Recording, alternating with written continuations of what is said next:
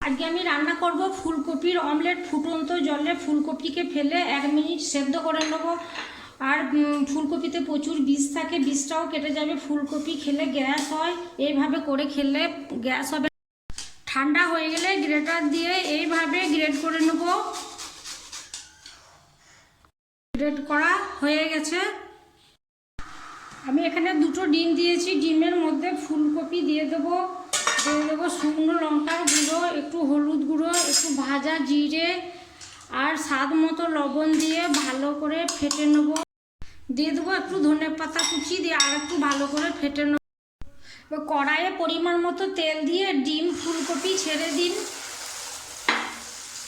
আর এইভাবে উল্টে দিন।